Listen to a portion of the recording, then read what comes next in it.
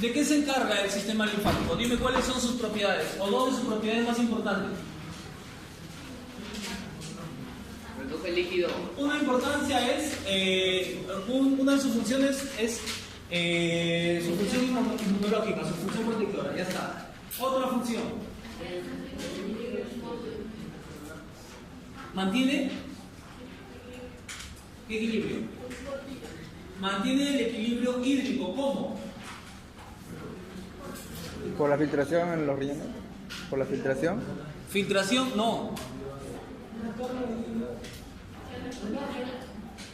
¿Cómo se llama?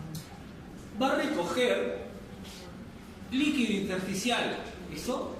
Producto del intercambio de sustancias entre los capilares y las células, se está generando gran cantidad de líquido entre estas células. ¿Listo? Líquido intersticial. Pues la función del sistema linfático es recoger este exceso de líquido y llevarlo nuevamente a la circulación. ¿Está bien? Recuerda que esta no es una circulación cerrada, es una circulación abierta. ¿Y qué vas a tener como parte de este sistema linfático? Vas a tener a los vasos linfáticos, que tienen características similares a las de las venas, porque presenta válvulas. ¿Listo? El principal estímulo para el retorno de esta linfa es el movimiento muscular. ¿Está bien? ¿Qué más vas a tener? Vas a tener la linfa, que se va a formar a partir de este líquido intersticial cuando va ingresando hacia los vasos linfáticos. ¿Qué más puedes encontrar en la linfa? Líquido intersticial. ¿Qué más? Toxinas. ¿Qué más? Linfocitos o células. Proteínas. Carbohidratos no necesariamente. Glóbulos rojos puedes encontrar. Kilomicrones también vas a encontrar. ¿Listo? Vas a tener también en este sistema linfático a las placas de Peyer o a otras masas en otros órganos, principalmente en mucosas, que van a tener por función la inmunidad.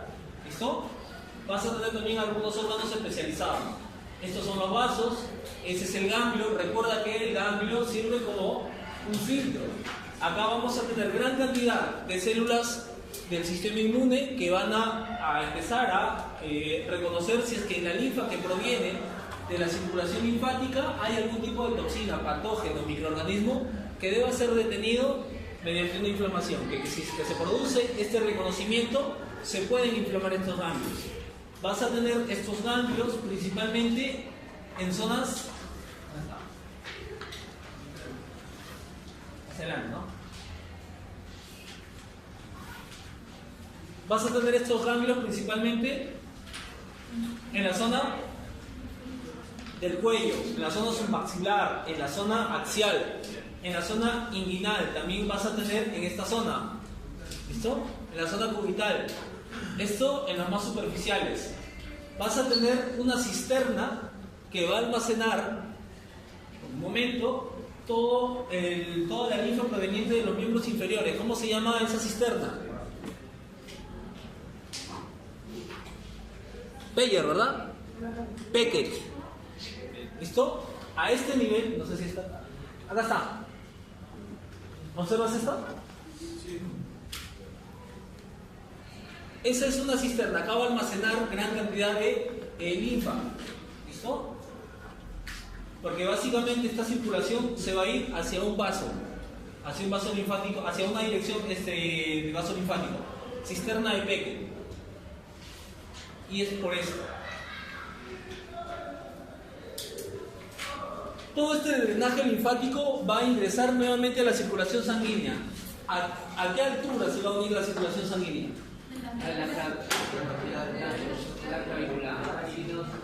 Venas subclavias. ¿Listo? Las venas subclavias. Pero tenemos dos venas subclavias, una izquierda y una derecha. A la derecha, ¿quién va a llegar? Gran vena linfática. Y va a drenar todo el lado derecho, ¿verdad? ¿Solamente qué?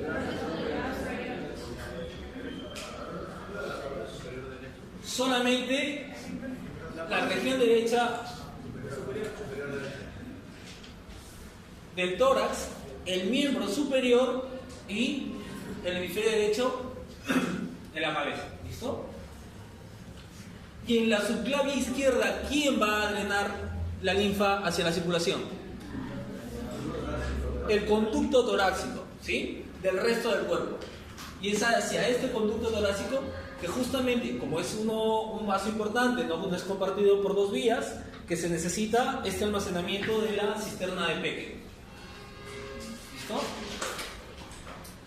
Esta es la distribución de los vasos linfáticos.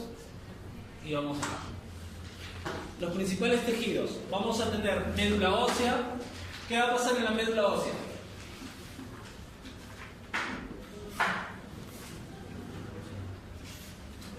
Vamos a tener el timo, vamos a tener el vaso y vamos a tener tejido linfoide asociado a mucosas, el MAL. ¿Está bien? Dime, ¿qué pasa en médula ósea?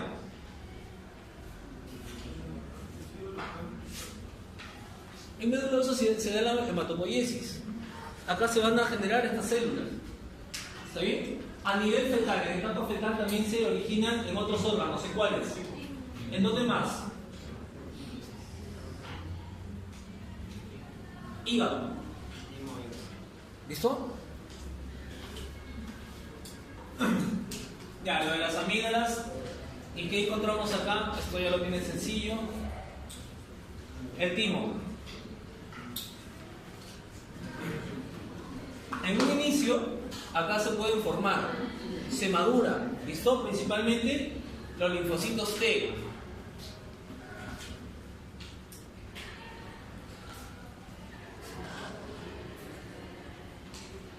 Vamos a tener esta estructura en el timo. Vamos a tener la parte cortical, la corteza y la parte medular. Acá, a este nivel, vamos a tener células nodrizas, células que se van a encargar de alimentar, nutrir y de madurar a estos linfocitos T, que conforme se van dirigiendo a la zona, hasta la zona medular, conforme se van acercando, van madurando hasta ser liberados a la circulación linfática. Ojo, en esta parte vas a tener la activación de linfocitos T reguladores que van a discriminar entre linfocitos que tienen reconocimiento inmune hacia tejidos propios o hacia tejidos externos. Después vas a tener el vaso. Recuerda en el vaso, yo creo que esto es donde tomo. No, esto no es. No, recuerda las características generales del vaso nada más. ¿Seguro? Sí, seguro. No te voy a tomar lo que es la pulpa roja, pulpa blanca, ¿qué pasa ahí? Aunque deberías tener idea. ¿No? Esto sí lo tienes que tener claro, pero esto ya lo viste en sangre.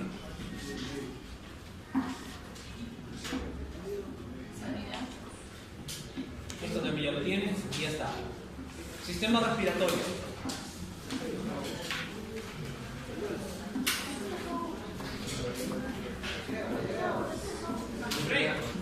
¿No quieres respiratorio?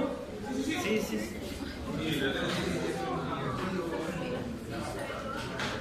¿Necesitas que te diga las vías aéreas? No, sí o no. A ver, cántalas. Fosas nasales. Si alguien quiere hacer un coro conmigo, no sale, ¿eh? Fosas nasales. El otro. Faringe, después de faringe. Después de laringe. Después de tráquea. Después de los bronquios. ¿Hasta dónde los bronquiolos? Hasta el diafragma, dice.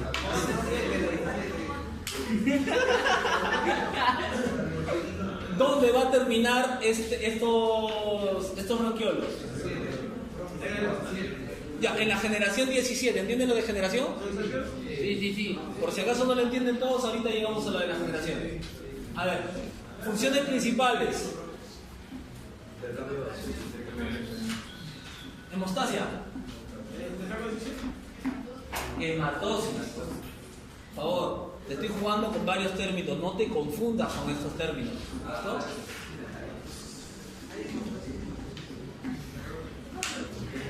Intercambio de canciones de hematosis.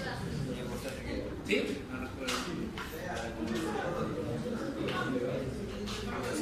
Ya está. A ver, ¿y cuál es su otra función importante? regular el equilibrio ácido-base. ¿Listo?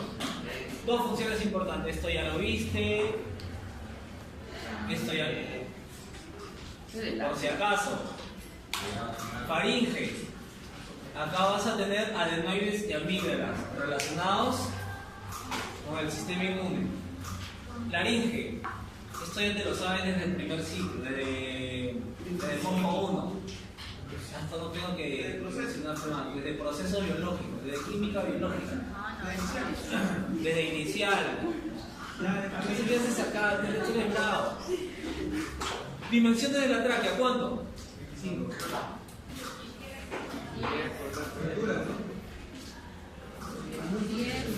Entre 15 y 20 van a ser los anillos, pero el tamaño va a ser entre 10 y 12, dependiendo. ¿Sí? Ahora, ¿qué más? Esto es sencillo, ¿sí o no? Características del bronquio derecho. Más vertical y diámetro. Más amplio. ¿Seguro? No, más delgadito. No, amplio. Más. Mira. Mira su diámetro. Más amplio. ¿Listo? Y el izquierdo con orientación más horizontal. Si es que en el momento de la respiración las partículas ingresan con el aire, ¿hacia dónde sería más probable encontrarlo? Derecho. En el pulmón derecho. No me grites, David. Acá vamos con lo de la generación. Ahí está el centro. ¿Listo? A ver. Generación 17. Vamos a tener hasta este nivel por lo menos la generación 17. ¿Está bien? Divisiones hasta las divisiones 17. Y acá vamos a empezar a observar algunos sacos alveolares hasta esta última generación. ¿Listo? En esta generación, que puede ser la 23 o 25, si me equivoco me corriges, estos sacos alveolares van a ser abundantes. Es acá donde vamos a tener este árbol de alvéolos pulmonares y va a ser la parte terminal. Ojo, cuando te hablo de bronquiolos terminales, te estoy hablando de estos bronquiolos. Acá son los bronquiolos terminales y a partir de la generación 18 vamos a hablar de bronquiolos respiratorios. ¿Por qué van a ser bronquiolos respiratorios? Porque ya encontramos sacos alveolares. ¿Listo? Esto de las presiones ya lo tienes claro ahora. ¿Sí o no? Pero esto se explica mejor a partir de la gráfica. Vamos acá. Células que conforman el alveolo pulmonar. Neumocito 1. ¿Cuál es la función del neumocito 1? Intercambio de gases, ¿está bien? Está formando las paredes del alveolo. La otra célula. Neumocito 2. Función. Surfactante. Función de líquido surfactante de ciudad. ¿Cuál? ¿Por qué?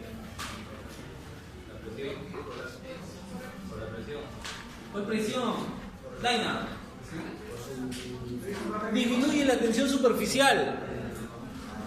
¿Listo? Es una especie de detergente. ¿Listo? Que va a disminuir esta tensión superficial. ¿Qué también vas a encontrar acá? Macrófagos. ¿Listo? Si te hablo de membrana respiratoria, ¿de qué te estoy hablando? ¿Quiénes conforman la membrana respiratoria?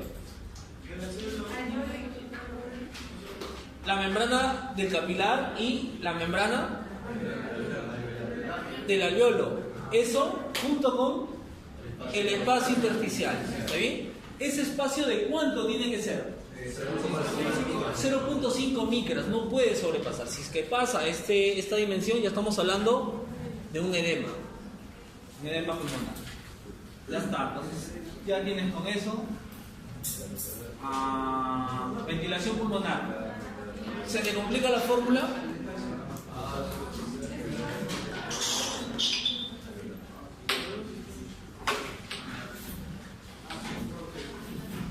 ¿Qué es ventilación pulmonar?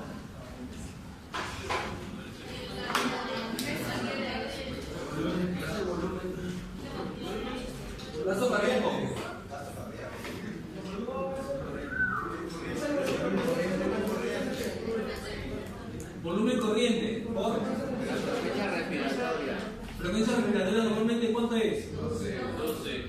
qué? ¿Y el volumen común? ¿Corriente?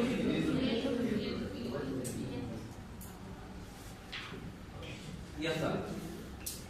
¿Que te puedo poner un ejercicio de eso? Sí. Te voy a intentar confundirte, también ya sabes eso. ¿Tú eres fácil de confundir, David? Más o menos. Pero ya no quedo hecho. Al ratito. Tú no caes 2 veces con la misma piedra. Caes más. Alegría, profe. No quiera mecho. ¿Qué? Nos bloqueamos, profe. Profe, sí, por favor, de verdad. Esta clase es muy larga.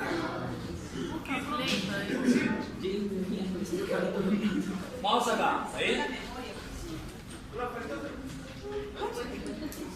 ¿Eh?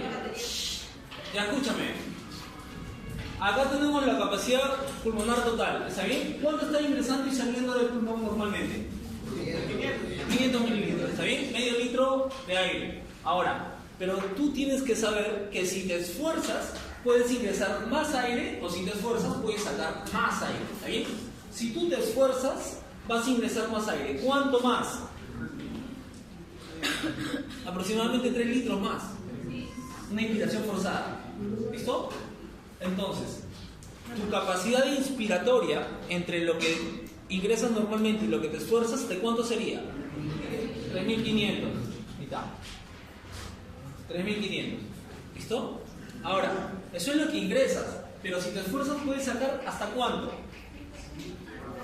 Aproximadamente 1.200. ¿Está bien? Eso más lo que ingresas normalmente y lo que ingresas si te esfuerzas va a formar tu capacidad vital. Esto es todo lo que puedes movilizar. ¿Listo? Normalmente en reposo o si te esfuerzas. Pero siempre va a haber una cantidad adicional de aire en el pulmón. Una cantidad que por más que te esfuerces no vas a poder sacar. ¿Cómo se llama este volumen? El volumen residual. ¿Y de cuánto es? 1100 aproximadamente. ¿Está bien? Si sumamos esto a tu capacidad vital, tendríamos la capacidad pulmonar total, que de aproximadamente ¿cuánto es?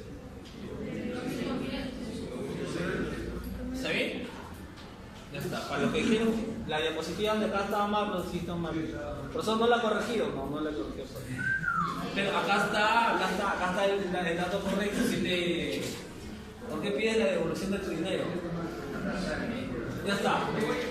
Escúchame, importantísimo. ¿De quién depende la respiración en reposo? El diafragma. Del diafragma. ¿Qué pasa en una inspiración? No, una inspiración normal. No, pero ¿el diafragma qué hace? ¿Se contrae o se relaja? En una inspiración Se contrae. se contrae. Y entonces si se contrae, asciende, ¿verdad? No, baja. Ah, ya tomado ese despacito, más se cree vivo. Cuando el diafragma se contrae, desciende. ¿Listo? Y por lo tanto, expande la cavidad torácica, empuja las vísceras hacia la cavidad abdominal y se ha generado una presión, una diferencia de presiones entre la pulmonar y la pleural. ¿Está bien? Resultado de esto, ingresa medio litro de aire. Ahora, para que se expire una respiración normal, en reposo, ¿qué tiene que pasar con este diafragma? Simplemente relajarse y ascender. Las vísceras toman más espacio, desplazan al tórax, ¿listo? Comprimen a los pulmones y sale medio litro de aire. Pero ¿qué pasa si es que tú estás agitado? ¿Quién sabe por qué? Estás jadeando. Has corrido. ¿Listo? Una inspiración forzada, ¿de qué músculos va a depender?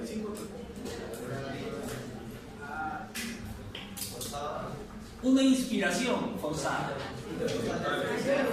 Intercostales internos, externos. ¿Listo? ¿Quién más? Los escalenos. ¿Quién es más? El externo cleidomastoideo, ¿listo? Para elevar el esternón. El serrato, ¿listo? Ahora, eso es una inspiración forzada, unos músculos que van a ayudar al diafragma. Y en una inspiración forzada, los intercostales internos, ¿sí? Pero el principal, ojo, no es el principal de la respiración, el principal de la respiración siempre va a ser el diafragma. El principal que va a apoyar en una expiración va a ser ¿quién?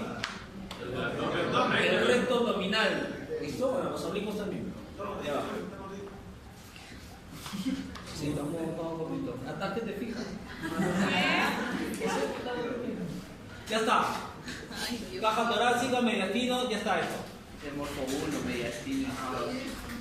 Acá. Esto. ¿Listo? Cuando hablamos de presiones, hablamos de una presión atmosférica de 760 milímetros de mercurio.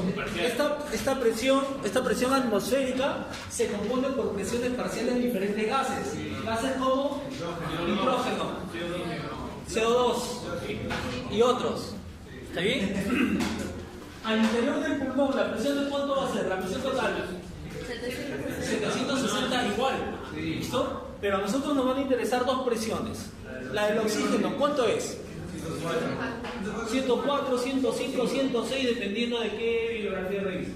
Y la del CO2, 40. ¿No? Vas a tener 40. Ya está. Ojo. Estas presiones son dentro del pulmón, dentro del alveolo. ¿Está bien? Vamos a tener otro tipo de presiones. Unas presiones que van a estar generadas por las fuerzas mecánicas en estos espacios. Una fuerza mecánica dentro del alveolo pulmonar es la que lleva el alveolo hacia el centro, que quiere comprimir este alveolo y tiene que ver con la tensión superficial. Y una fuerza mecánica que trata de expandir a este alveolo pulmonar, a este pulmón, es la pleura parietal. ¿Listo? Esto nos va a determinar diferentes presiones. En el caso del alveolar, vamos a tener una presión inicialmente puede estar en 0 y que al momento de la inspiración va a descender hasta -1 milímetros de mercurio, centímetros de agua, Margarita. Milímetros de mercurio se mide la sangre. No, los dos se mide la presión. ¿Listo? Pero estamos utilizando diferentes unidades para distintos espacios. Hasta -1 milímetros de mercurio. Ojo, ¿hasta dónde baja? No te confundas, porque te venía en el pasito. Uno de ustedes me ha estado haciendo marcación, profesor, que la pregunta está mal planteada, que a ver, revíselo otra vez, al final. Dice al final, no dice al inicio, dice al inicio, no dice al final, no voy a decir quién es, viene con casaca azul.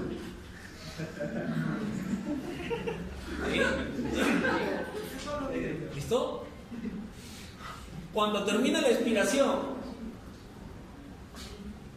se va a +1 centímetros de agua esta presión. ¿Listo? Si te digo, al inicio de la inspiración, ¿cuál es la presión pleural? Al inicio es -5 y al final de la inspiración -7. Si te digo hasta cuándo baja la presión pleural, la presión alveolar, hasta -1. ¿Listo? Ya está. Vamos acá. Ya, esto es lo que estoy diciendo. La diferencia de este -1 a nivel alveolar es lo que va a generar el ingreso y la salida de este volumen común. Y esto dependiendo de si desciende o asciende el diafragma. ¿Listo? Esto era simplemente para darte un dato adicional, ¿no? Un cuchillazo, tú que eres del coyique. Tengas cuidado, no te vaya a pasar esto. Vamos a la regulación del equilibrio ácido-base. Esto ya lo sabes, que es cómo se... Ajá.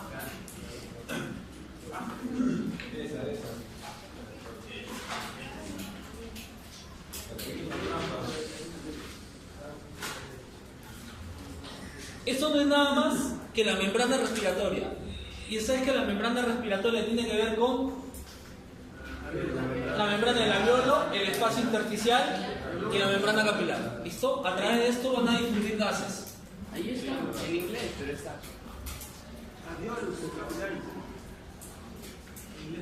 Ahora, el tema es que esto puede variar.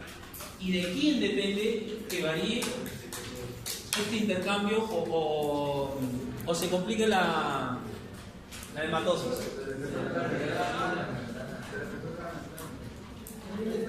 Primer factor. Si es que este espacio intersticial se incrementa, por lo tanto se incrementa el grosor de la membrana respiratoria, va a variar este intercambio gaseoso. ¿Está bien? Se puede hacer más lento o puede verse dificultado, como por ejemplo cuando hay un edema pulmonar. Otro factor, la superficie. Si hay complicaciones a nivel de la superficie, como cuando, por ejemplo, una muerte de los neumocitos, como cuando. Si vamos perdiendo tejido pulmonar, una fibrosis, por ejemplo, ¿no? Un enfisema, también hemos perdido parte del tejido pulmonar. Acá se complican las presiones, pero también hemos perdido parte de esta superficie. Es decir, se reduce la superficie de la membrana, vamos a ver comprometida este intercambio gaseoso. ¿Qué más? Ahora sí, el enfisema propiamente dicho. ¿Qué pasa en el enfisema? Listo, y por lo tanto, ¿qué tenemos en este alveolo? Tenemos un espacio más grande no con una mayor presión, con una misma presión, pero para manejar mayor cantidad de volumen de aire. Por lo tanto, ¿qué pasa? No sale este aire de la forma que debería salir. Entonces, las presiones de los gases en ambos sentidos influyen en este intercambio gaseoso. ¿Quién más? El coeficiente de difusión de los gases. ¿Sí? El CO2 difunde más rápido que el oxígeno, 20 veces más rápido. Y ahí tienes esos cuatro. Ojo, es coeficiente de difusión del gas, no es el coeficiente de difusión de la membrana. ¿Listo? ¿Está bien? Ya sabes cómo es, entonces no te sorprendas.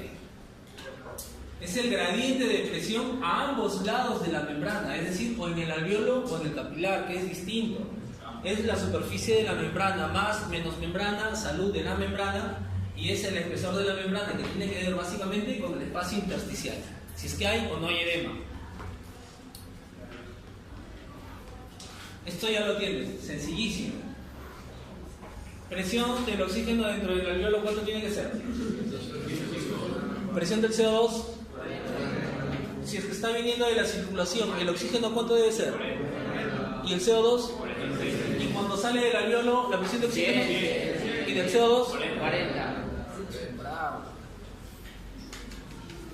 Ajá. Tengo hambre. ¿Cuál? No te escucho. Voy a preguntar qué pasa con ese 5. Ok, guardo. ¿Qué pasa?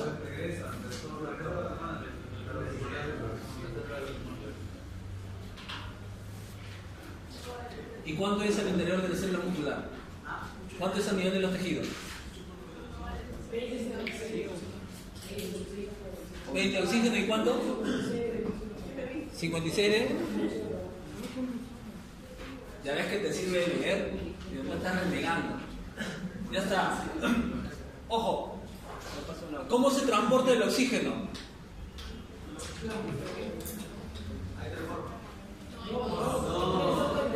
El oxígeno 2. ¿Listo? Disuelto en plasma, ¿cuánto? 2%. Y asociado a hemoglobina, el 98%. Y el CO2, ¿cómo se transporta? como gas disuelto, ¿sí o no? Sí. O sea, disuelto en plasma, ¿sí o no? Es lo mismo, ¿sí o no? Sí. No te confundas. Como bicarbonato, el 70%.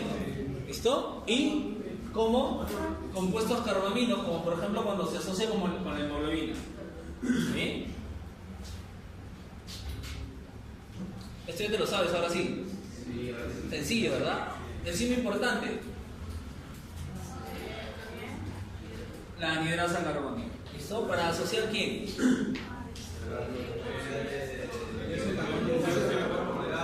¿Y formar qué? Ácido carbónico. Ajá. Curva de disociación de la oximoglobina. Mira que te la puse en circulatorio. ¿Listo? Y ahora en respiración. Recuerda que no, a la final no hay respiración sin la asociación de estos dos aparatos. La respiración va así, ingresa el aire a los pulmones. Eso es ventilación. Hay intercambio de gases a nivel pulmonar, ventilación. Pero no es a partir de este intercambio gaseoso y que ingresa a la sangre y que circula hacia los tejidos, donde hay otro intercambio gaseoso producto de la respiración celular que se termina de completar todo lo que nosotros denominamos respiración. Ahora, el pH normal de la sangre, ¿cuánto es? 7.4. ¿Listo? A este pH sanguíneo, no, me estoy yendo a acidosis y a lo que estoy llegando. Vamos a tener una curva que es la normalidad de esta curva de disociación. Vamos a requerir cierta cantidad de presión sobre los gases asociados a la hemoglobina para que se mantengan en la hemoglobina. ¿Sí? Principalmente este oxígeno. Normalmente, ¿de cuánto va a ser? Para llegar al P50 vamos a necesitar aproximadamente 27 milímetros de mercurio de presión. Basta con 27 milímetros de mercurio para tener un P50, una saturación del 50%. ¿Listo? Conforme se va incrementando la presión de los espacios, vamos a ir saturando más esta hemoglobina con oxígeno. A nosotros, a nivel de los tejidos, nos interesa que el oxígeno deje a la hemoglobina para que vaya a oxigenar estos tejidos, para que ingrese al tejido. ¿Está bien? Entonces, si es que es necesaria menor presión, no nos convendría, porque se disociaría con mayor dificultad. Necesitamos que se disocie relativamente fácil. Y lo normal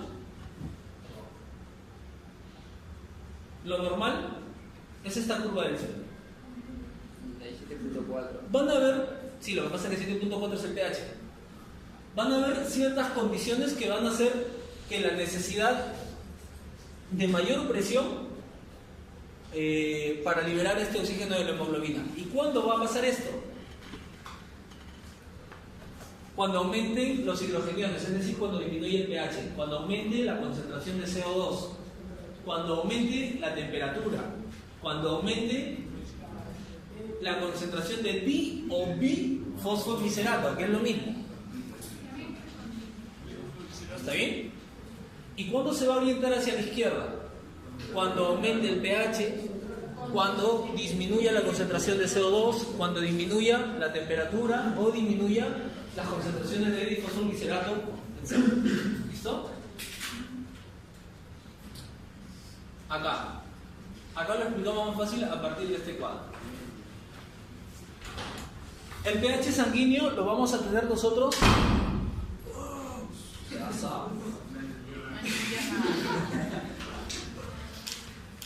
El pH sanguíneo lo vamos a tener en 7.4 como promedio. ¿Listo? Hasta 7.35 es lo normal y hasta 7.45 también. Pasando de estos rangos vamos a hablar de acidemia o de acidosis o de alcalosis o alcalemia. Sale uno, vienen dos. Una vez que tenemos esta acidosis en sangre, tenemos que definir qué tipo de acidosis es. Normalmente la inicial va a ser la metabólica del frente, la respiratoria. ¿Listo? Vamos a tener definidas a partir de esto. Ojo, si es que la presión de CO2 es más de 40 milímetros de mercurio, estamos frente a una acidosis respiratoria. ¿Está bien? Esta acidosis respiratoria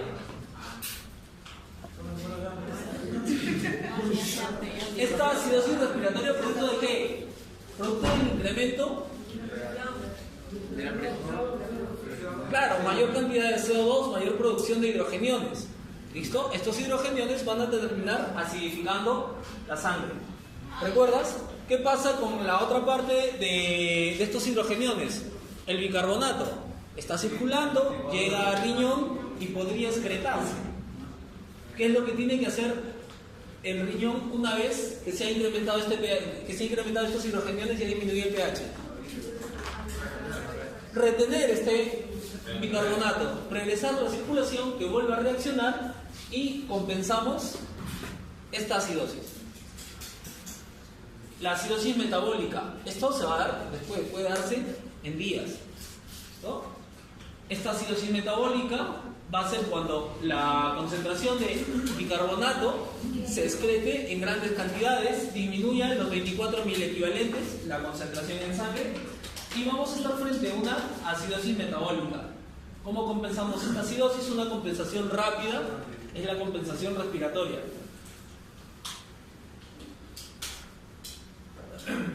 Lo mismo va a pasar si es que hablamos de alcalosis. ¿Listo? La relación inversa, pero el mismo... Craquelé. Ya está. ¿Qué te tienes que saber acá? Esto. Todo el mundo está sábado y ¿qué pasa? ¿Por qué sábado? El centro... Son 7 clases. El hambre. Ya, el control nervioso, ojo.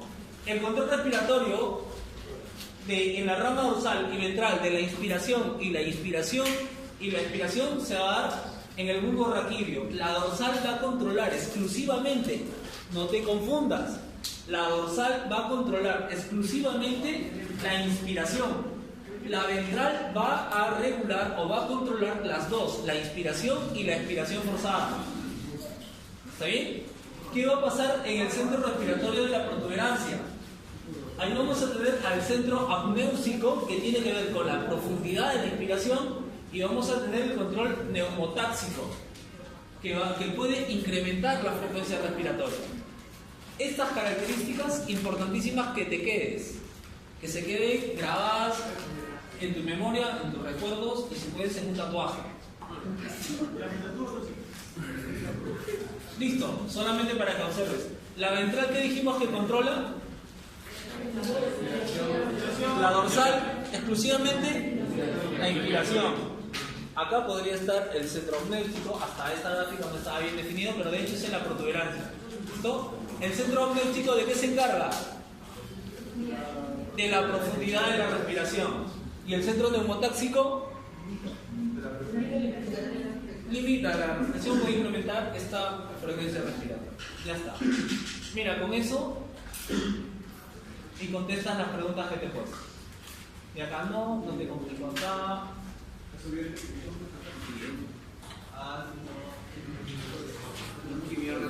Ya, los quimiorreceptores periféricos, ¿quién los estimula? Primero, ¿dónde se encuentran?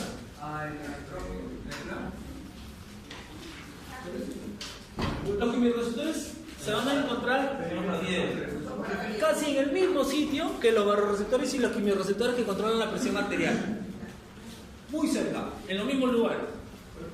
En el callado aórtico, los cuerpos carotídeos y los cuerpos aórticos en el callado aórtico y los cuerpos carotídeos en el seno carotídeo.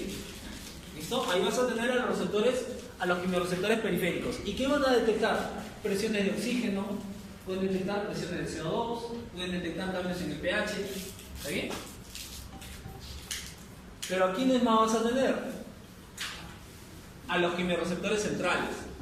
Y los quimiorreceptores centrales, ¿a quiénes exclusivamente van a detectar? ¿Van a detectar presiones de CO2? No. ¿Presiones de oxígeno? Tampoco. Exclusivamente va a detectar los incrementos de hidrogeniones.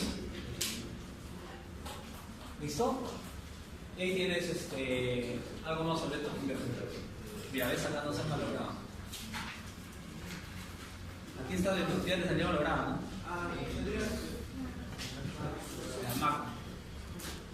Ya está. Aparato digestivo. Ya te puede decir, ya. Es fácil. En bioquímica me enseñaron. ¿Qué es esto, ¿Qué va acá? Dime, a ver. El esófago, dime sus capas musculares.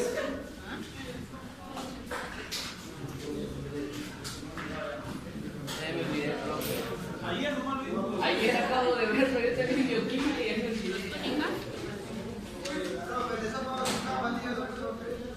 ¿No qué? Mira, vas a tener en todo el aparato digestivo, va a ser un tubo digestivo con estas túnicas, una mucosa, una submucosa, una muscular y una serosa. ¿Está bien? Cuando hablamos del esófago, vas a tener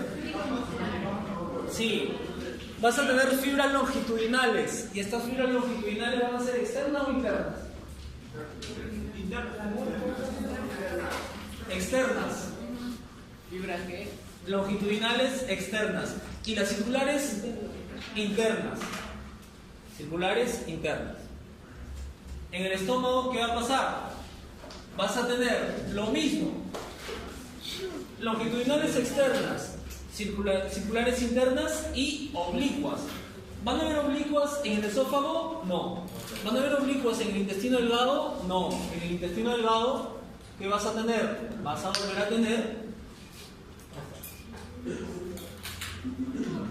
volver a tener longitudinales externas, circulares internas. Además de eso, vas a tener dos plexos. Cuando hablas de plexos, ¿de qué hablas? De inervación. Vas a tener una capa, vas a tener un plexo asociado a la túnica muscular, el plexo de Auer, ¿listo? Y el otro plexo asociado a la capa submucosa, el plexo de Meissner. ¿Qué más tienes que tu tío? Ya. ¿Qué más tienes que saber? Nada más. Hígado, las dimensiones, páncreas, esto lo vamos a ver la próxima clase. La parótida, la más grande, ¿verdad? ¿Dónde desemboca?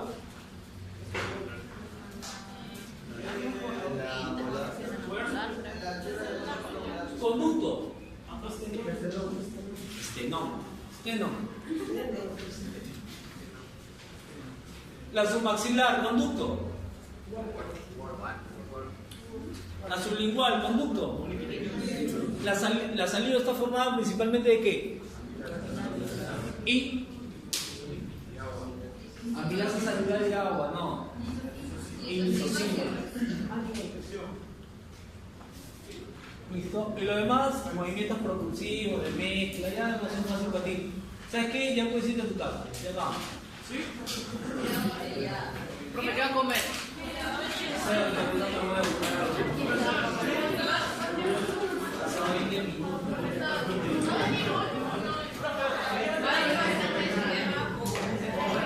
¿En el sistema digestivo?